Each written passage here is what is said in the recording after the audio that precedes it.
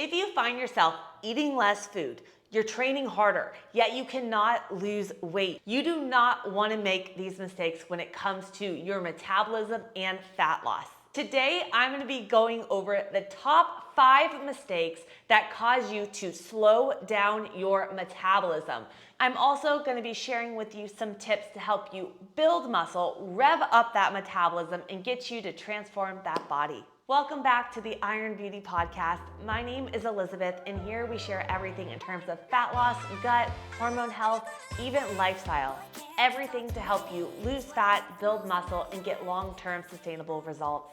When it comes to losing weight, this is the typical trend. We go on a lower calorie diet. A lot of the times we initially just go to a 1,200 calorie diet. We add in a lot of cardio and we start losing weight. We see the results, we get motivated, and we start feeling good. We're excited, we see a change. And what happens is over time, with different things that I'm gonna talk about today, our metabolism starts to slow down. And we hit this plateau where we're eating less food, training even harder, we start running into cravings, fatigue, we're not sleeping well, low energy, maybe you're getting more anxiety, yet the number on the scale, your measurements, your pictures, nothing is changing. Having worked with over 800 clients, one of the top mistakes that I see people make is they cut their calories so low, so fast. And what happens is there's something called metabolic adaptation. Everybody's body is different, but over a period of time, your body actually adapts to that lower calorie, and that becomes your new maintenance calories. You have changes in your leptin, your ghrelin, which is your hunger and satiety hormones, and your thyroid that runs your metabolism. So you may realize you're eating less food, you're more hungry, less satisfied, and you feel stuck. The key is when you're going for fat loss, if you initially jump to a low calorie diet and your body adapts to that, where are you gonna go from there? You have to be in a deficit of 3,500 calories to lose 1 pound of fat. And I'm all for sustainability when it comes to fat loss. So slow and steady wins the race. If you've been on lower calories for a long period of time, if you've been yo-yo dieting back and forth, or if you made a big jump to lower calories in the beginning, yes, your body could adapt it to it, and you need to do different things to change it up. And if you would like me to do a future video on how I implement diet breaks, refeeds, and carb cycling with my clients, let me know, and I would love to do one of those podcasts in the future. The second mistake that could be slowing down your metabolism is gonna be really prioritizing the cardio over the strength training. And listen up for all my women over 40, because that's a big portion of my clients. When we're getting older, especially when we hit 40, we start losing muscle at a rate of 40 to 50% faster. We're starting to hit perimenopause, going into menopause. We have the shifts in our hormones, estrogen, progesterone, testosterone. In simple terms, you feel like you're losing muscle, storing fat, retaining water, low energy, and you just feel, I'm gonna say it, you feel fluffy. We feel fluffy. And there's a way that we could change this around. But what happens is by prioritizing the cardio, especially in a time where we're losing muscle at a greater rate, we are not supporting our metabolism, our muscle mass, our bones, our joints. By choosing cardio over strength training, we're gonna continue to lose that lean muscle mass, and that's gonna slow our metabolism down. If you're not woman over 40 and we are still prioritizing that cardio over the strength training, remember this. Strength training builds lean muscle mass. The more lean muscle mass you have, the higher metabolism, the less your fat mass. Now, if we're burning a little bit of calories, pushing it crazy hard with cardio, but we're not supporting our muscle, which helps build more muscle, increase our metabolism to where we're burning more calories throughout the day long term, we gotta weigh the two out. So no matter if you're getting older, fat loss over 40, or you're trying to build muscle, lose fat, and reach your goals, making sure you are prioritizing the strength training, especially over the cardio, and finding that good balance between the two is gonna be key. The third mistake that people make that could slow down your metabolism is looking at it as calories in versus our macronutrients. One of the big macronutrients that I see a lot of my clients struggle with hitting, I have them track their macros before coming to me, is they fall very low on protein. Protein is all of your amino acids. It's the building blocks, okay? So we talked about how the more muscle you have on, the more calories you're gonna be burning out throughout the day. More muscle, less fat. To support your muscle growth, we need to make sure we're getting enough protein.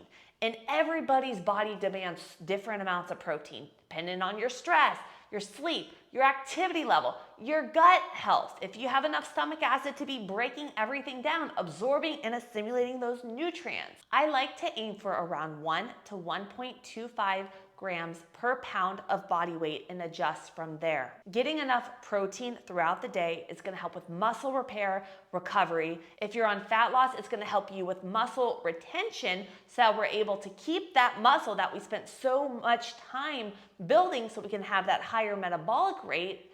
And it also helps with our hunger and satiety cues. So if you are on fat loss and you're getting not satisfied at your meal, you're having a meal that's just a bowl of fruit, make sure you are balancing it out, carb, fat, and protein. You need carbs for energy, you need protein for help muscle repair and recovery, and you do need fats too for anti-inflammatory, for your brain, for hormones. So don't neglect any macronutrient, but really make sure if you feel like your metabolism is slow that you're hitting your daily protein intake. The fourth mistake that could be slowing down your metabolism is going to be intermittent fasting. Hear me out, I'm actually a big fan of intermittent fasting. I do around 12 to 14 hours a day, nothing more than that. And I go more for the gut benefits, allowing my digestive system a break. I used to have severe digestive issues, and this has been huge for me. But I see people sometimes take it to the extreme.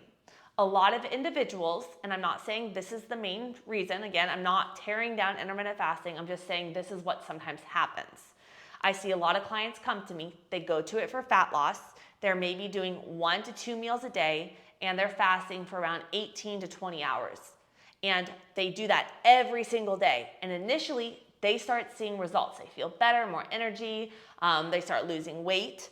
But it brings us back to our first point. If we're on a very small eating window and we're eating a lot less food, we may not realize, but our calories could be, 1,000.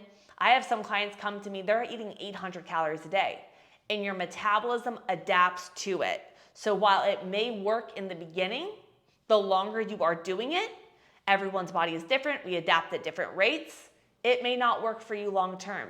You may slow down your metabolism because you're eating less food and you're doing it consistently. So I'm, again, not throwing intermittent fasting anything negative about it.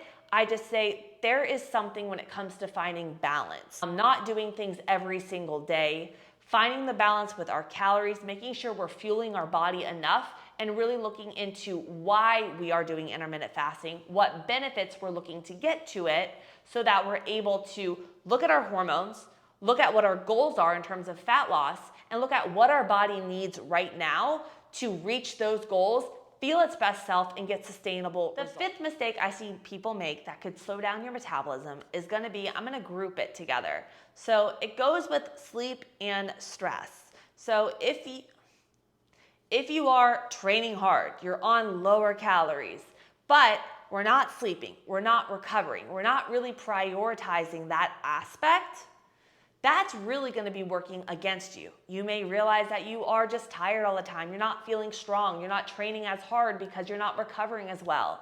Sleep is a time for your body to repair, to detox, to cortisol levels go down. And if we're in this constant state of high stress, lack of sleep, and then we're pushing it hard with cardio and low calories, your cortisol levels are gonna be through the roof. And your body is not gonna be in optimal state to lose fat, build muscle, and have energy, no cravings, and feel its best. So here's the deal. You think you slowed your metabolism down, you wanna lose fat, what do you do now?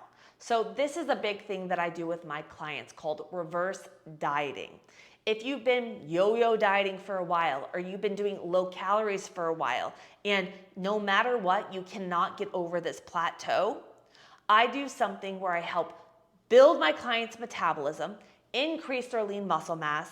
I work on the stress, the sleep, the lifestyle, the gut, the hormones, and I make the full bridge together so that my clients are able to start getting their hunger and satiety cues back, to start seeing that body transformation where they see their body starting to build muscle, even in times of being peri and post menopause. It's about getting our body to this optimal state. And it takes a period of, yes, increasing our foods, yes, really prioritizing the strength training, but when we do it right with the mindset, the sleep, the stress, the gut, looking at the foods we're consuming, we get to the place where we actually have more calories, more lean muscle, a higher metabolism, so a few months from now, we can go into a cut in a better place to where, number one, when you lose the weight, you're gonna see more definition that's strong. Number two, we don't have to go so low on our calories because we built them up and we're gonna do it in the right way together with diet breaks, refeeds to keep our metabolism high throughout it, and we make it sustainable.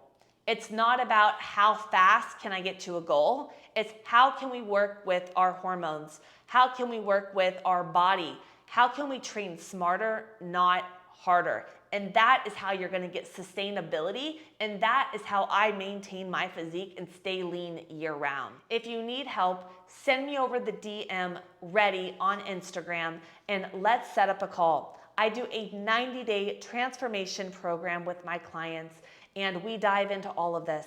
We hop on our initial call and we figure out what the best steps are for you. We look at our age. Are we perimenopause? Do we have gut issues going on? And from there, we develop a full protocol to help you reach your goals, but in a way to get you those sustainable results.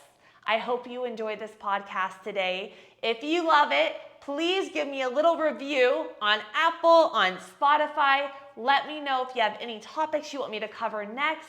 And thank you again for joining me on the Iron Beauty Podcast. Have an amazing day. Lots of love.